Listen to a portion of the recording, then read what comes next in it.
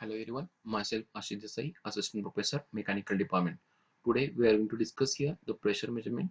So in content of unit number first of basics. So in last lectures we are discussed regarding the properties of fluid and their units. Also we are discussed here the fluid pressures. So now we discuss here the pressure measurement devices. So first of all we look at the learning objective. So first learning objective is to know a various pressure measuring devices. Then second learning objective is to know the importance of pressure measurement. So after this session, some learning outcome is there. So first learning outcome is the student will able to explain about pressure measuring devices. Then second learning outcome is the student will able to explain the importance of pressure measuring devices.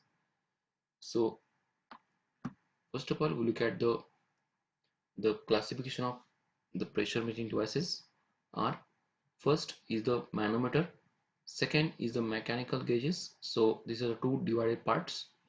So in manometers we are dividing into two parts, that is simple manometer and differential manometer. So this in simple manometer is there are three types, that is piezometer, U-tube manometer and single column manometer. And also in differential manometer, that is U-tube differential manometer, inverted U-tube manometer. So simple manometer is used for when you can measure the pressure at a point, and for differential manometer we can measure the pressure difference between 2 points. Suppose there are two pipes is there, and if you require the difference between two pressure sides, so you can go for differential manometer. So in that is some limitations regarding the manometers is there, because it is fragile, because it is made up from glass tube, and it is also is not suitable for gases. But mostly the mechanical gauges are used in industries: diaphragm type pressure gauge, burden tube pressure gauge, deadweight pressure gauge, and bellow type pressure gauge. So one by one we are discuss here. So first of all we look at the simple type manometer. So simple type manometer is consisting with a glass tube, and it one end is connected to the point and another is to the atmosphere. And there are types will be different, that one is a piezometer, second is U-tube manometer, third one is a single column, and fourth one is a inclined column manometer. So first of all we move for piezometer. So actually it is simplest one. So this glass tube is connected to point where we can measure the pressure, and other end is the atmosphere. So here we can measure the pressure according to the hydrostatic law. Suppose we require the pressure at PA, so we can write PA over here, and rho gh means that is specific weight into height, so this is regarding the hydrostatic law. So easily you can write here Pa is equal to rho gh. And for that merit is simple in construction, economical, but demerit is it does not suitable for gases, and it is not suitable for high pressure intensity. So this is the drawbacks. Now next point we have to move here, that is U-tube manometer. So here U-tube manometer is there, which is consisting with glass tube. One end is to the attached to the point where we have to pressure measure, and other to the atmosphere. Okay, and here mostly the heavier fluid is used because it does not mix with each other. Because if you require the pressure for this tube, or this is a pipe actually. So here flowing fluid is water, and here the manometric fluid is mercury. Why you are placing mercury in a manometric tube?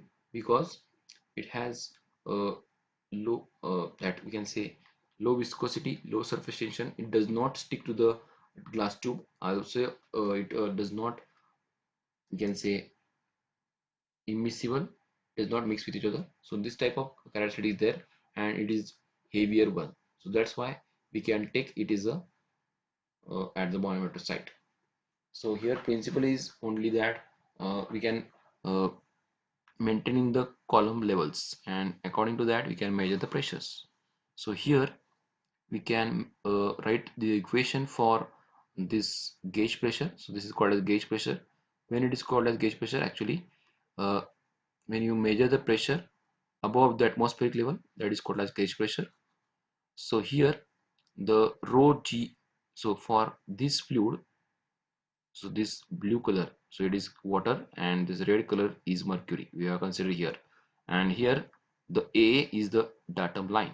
So here we can measure PA. So on left limb the equation becomes PA plus rho g h1. So rho g h1, so here h1 is height of this left limb, h2 is the height of the right limb, which is up to the liquid level.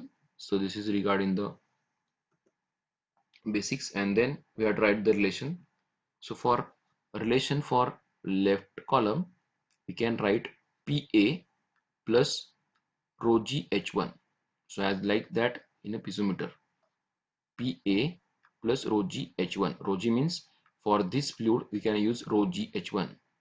So for similar, so for first liquid is there, that's why I can write rho 1 g1 h1, but we not write g1 here because it is gravitational force is having constant, that is 9.1, so that's why I can write g only. So again repeat PA plus rho g h1. And for second, that is left right limb, so only write it as a rho 2 g h2. Rho 2, this is density rho 2, g is a 9.81, so that's why I can write g, and this height is h2. So this is on right column, and here we can equate these two equations, and therefore the equation becomes like this, and then find out the PA value, that is PA, that is pressure at a point. So this is PA is equal to rho 2 g2 h2 minus rho g h1. G is constant, that's why we do not write 2 2 or 1 1. Okay, so this is regarding the U-tube manometer. So this U-tube manometer is used suitable for measuring the gauge pressure. Now next point is to use pressure measure for vacuum. So here the fluid is the water, and here we can measure the mercury, so it is manometric fluid. Now we know that the h1 is the height of the light liquid, h2 is the height for heavier fluid, or you can say heavy liquid, s1 is the specific gravity for the lighter liquid, s2 is the specific gravity for heavier fluid. And now we write the equation for that first side. So here we can draw a datum line, and here from this we can measure pressures. Okay, so first we can write here rho 2 gh2, rho g h2, actually rho g h2, but second fluid is there, that's why I can write rho 2 gh2 plus, and for this fluid rho 1 g1 h1, g instead of g1 g, because 9.1 is there, gh1 plus PA. So this is regarding the left column. Now we can go for right column. So what will happen? So it is equal to 0 because there is no height will be rise, so that's why I can write 0, and then we can equate these two equations and formulate for PA is equal to like this. PA is equal to minus rho g h2 plus rho 1 g h1. So this is regarding the relation for vacuum pressure. So this is U-tube manometer. Now next we can go for single collimator. Single column manometer is only difference is the we have to having a large cross section reservoir which is 100 times more than the tube manometer. So this is basic difference, and it creates a better effect for smallest change in a pressure. We can calculate easily. So this is right. That is why we can go for single column manometer. So there are two types. One is a vertical single column, and second is a inclined single column. Now we move for next point, that is vertical single column manometer. So here we know that let that is H1, that is H1 is for rise of heavy liquid, then H2, sorry, H2 is heavy liquid and H1 is lighter liquid, that is levels, and PA is the pressure at a point A, then capital A is for reservoir, small a is for this pipe, that is tube, then next S1 is the specific gravity for first liquid, S2 is for second liquid. Okay, and next point, that is we are construct for the fall of liquid reservoir will cause rise of heavy liquid in the right limb. So here, because of liquid level in a fall in a reservoir, so that will rise in a this tube, correct? And means what, we have to change the levels. So here the equation becomes capital A for this reservoir into delta H, and delta H means smallest change will be height, is equal to small a into H2. So that's why it can raise. So that's why area small a into H2. So this is relation. Now we required in terms of delta H. So that's why delta H is equal to a into H2 divided by a, like this. So this is equation number 1. Now we go for the putting the equations for right limb and left limb. So first equation for the left hand side. So left hand side is there. So here rho g, here we can measure rho 1, first liquid is there, so this is first liquid, rho 1 g delta H. So this smallest change is called as a delta H, plus rho g H1, rho g H1 plus PA. So only we have to calculate that computing purpose, we can take a common rho g and delta H plus H1 plus PA. So this simplification is equal to, now we go for right hand side. So what will happen, rho 2 G2 H2 plus rho 2 G2 delta H. So this is regarding the single column, vertical single column reservoir. Now we can solve this. After that, we can go for the solution for that. PA is equal to A into H2A, because as we know that this equation form we can take, that is H2, from this is H2. So here H delta H, we can take this value is from this. So equation number 1. So you can put this, and then equation becomes like this. So what will happen here, so a by a, after putting this value H2, right? So what will happen, small a divided by capital A. So that value gives a smallest change, because suppose small area is 1, what will the capital A, 100 times more, that's why 100, 1 by 100 means 0.01. So that is that much smaller change will can takes place. So that's why we can neglect this from this equation, and then we have formulated is the equation like this. So here PA is there, and as it is equation take small a upon a is smallest, so you can neglect this, and then for this equation becomes PA is equal to rho 2 GH2 minus rho 1 G1 H1. So this is regarding the equation for PA. So we can take equation number 2. So this is suitable in inclined type, so that's why I can write equation number 2. Now for inclined single column manometer, so the construction is like this. This is more sensitive, and this tube is in inclined manner, so which is angle theta from this ground surface. So this theta is continue for this angle also. So if you require for H2, I want this height, so that's why you can take H2 is equal to this angle is theta. So here sine theta you can take, sine theta is equal to H2 upon L. IL means hypotenuse. So like this, sine theta is equal to H2 upon L, and therefore H2 is equal to N sine theta. So this is regarding the relation for the H2, right? And for H1 is directly you can take as it is. So first of all we take for the left limb, so that equation becomes PA, directly we can write, because uh, last time we have discussed this relation phenomena, that is PA rho g H2 rho g H1, only change in what, the length, this H2, instead of this H2, see this H2, this previous equation, only we have changed the H2 here, so we can put the L sin theta over here, and then equation becomes like this. So this is all about inclined single column manometer. Now we move for differential manometer. So differential manometer is suitable for measuring the difference of pressure between 2 points in a pipe or two different pipes.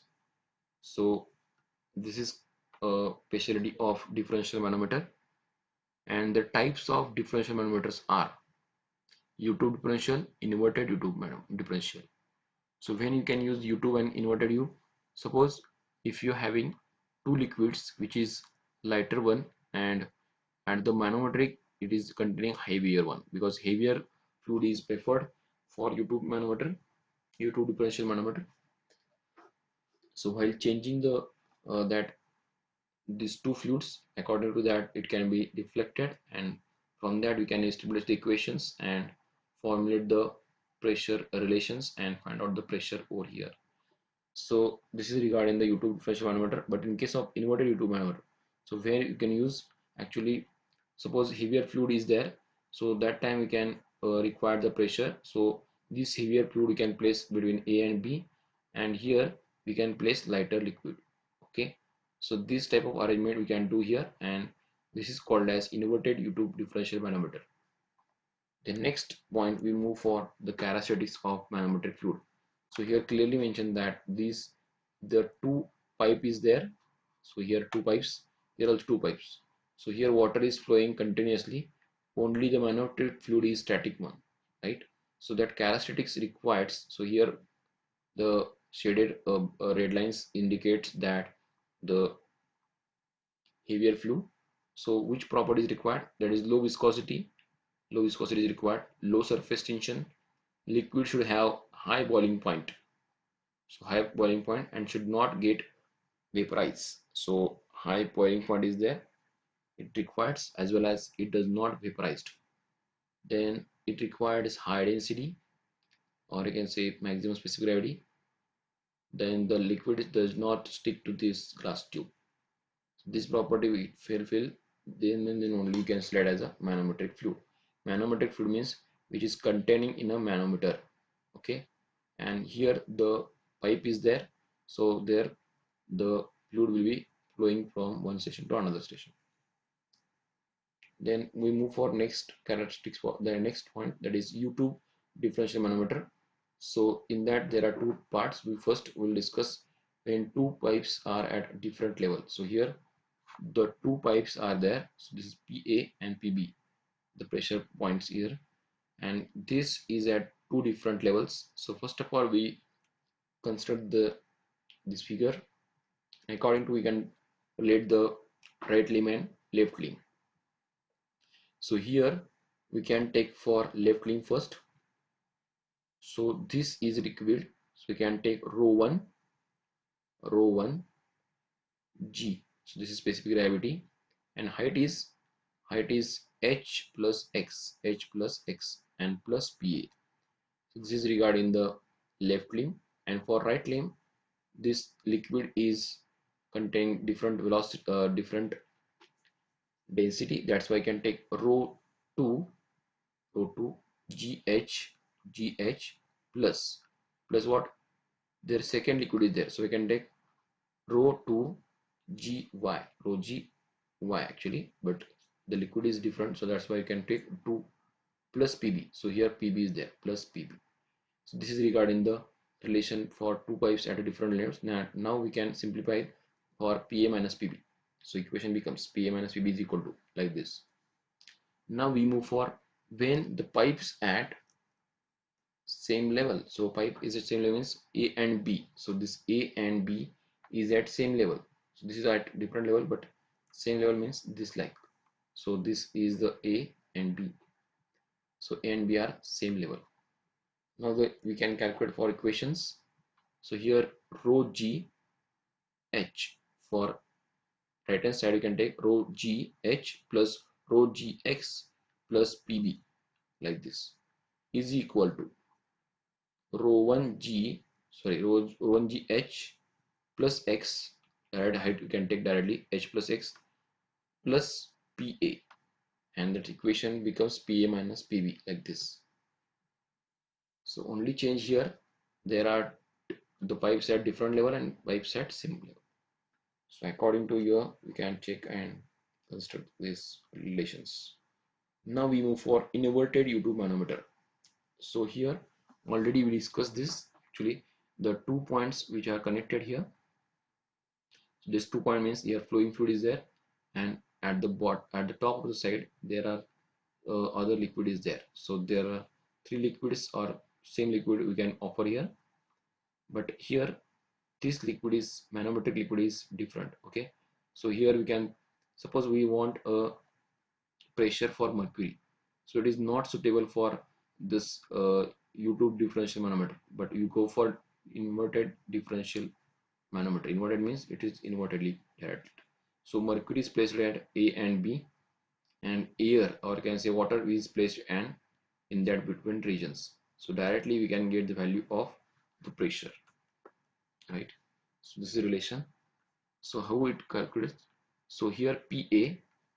So this rule is different because this is that vertical manner and opposite that there. That's why I can take minus. So PA, we can take PA minus rho 1 G1 H1, rho 1 G1 H1 is equal to PB, is equal to PB rho 2 GTH2 plus rho 2 GH.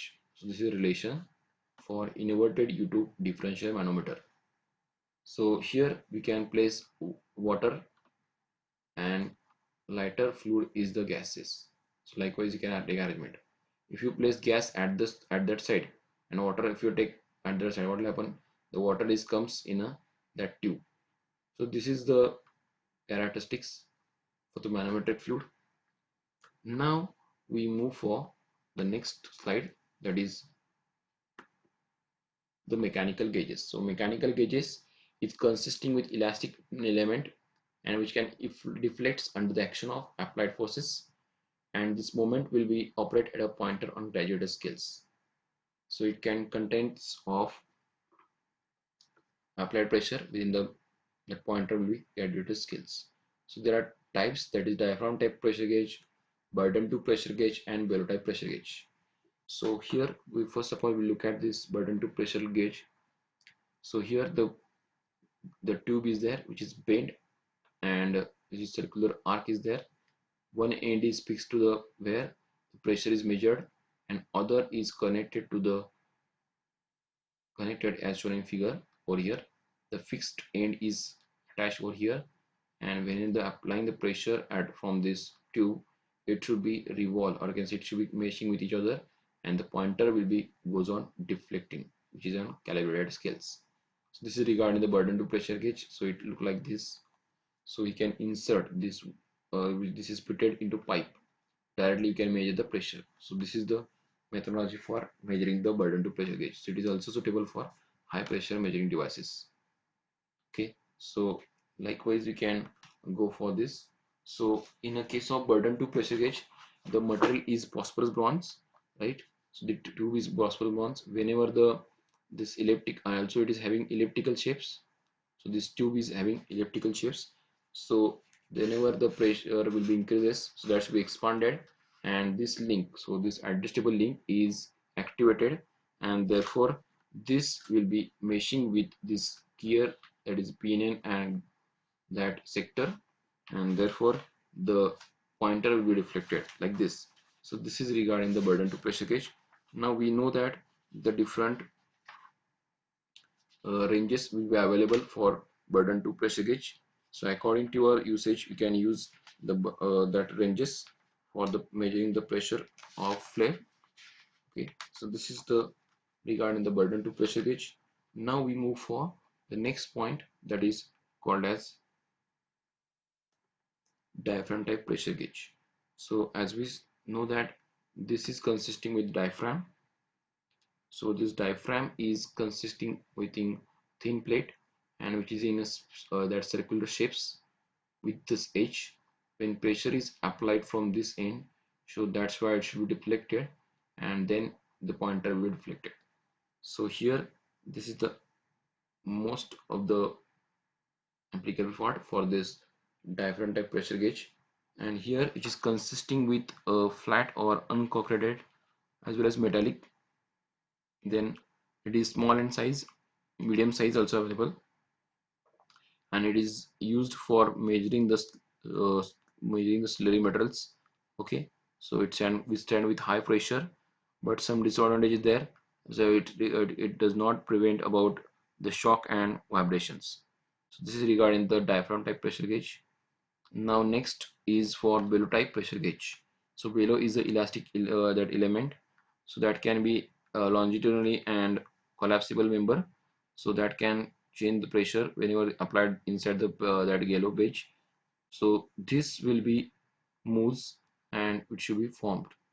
Okay, so this is regarding the bellows type pressure gauge. So it gives reading over the scale. So advantage is that simple and robust construction, medium cost is available, then measure all types of pressures, and but it should be not suitable for high ranges, and if it is temperature ranger it should be affected. So here the pressure will be impacted on this zone, so that diaphragm will be deflected and that should be counteracted by this gearbox, and this point will be deflected. So this is the regarding the bellow type pressure gauge. Now we move for the applications of pressure gauge. So as we know that it should be used for the accurately measuring the liquid and gases pressures, and it is required for safety purpose as well as optimum quality controls. So then also used for the measuring the flow rates, fluid levels, product density and other parameters. The next is important for which is used in agriculture. This is really lives. Then you can use for agricultural fields. Then you can use filling level in the automobile industry for pressure gauges for that measuring the different types of pressures. Then pressure measurement in painting installations. So this type of requirement is there. Then inspection of air brake system is there. Burden to pressure gauge for water jet machining and high pressure clearing is there. Diaphragm pressure engages the measurement of steam pressure in the field of kitchens. So this type of applications will be the for pressure gauge. Now last term, that is multi-fluid manometer. So here the last principle there. So we can place different fluids. So fluid 1, fluid 2, fluid 3, and if you require the pressure at a point 1, so how it measures? So these are three different heights, H3, H2, H1. So we can take first P atom. So P atom means P atmospheric plus rho 1 G1 H1, rho 1 G1 H1 plus rho 2 G2 H2 plus rho 3 G3 H3 is equal to P1. So this is the multi-fluid manometer. So this is important for solving the problems. So this is relation. So here we are establishing the relation for multi-fluid manometer. In next lecture we will discuss the regarding the numericals on the pressure measurement devices. Thank you.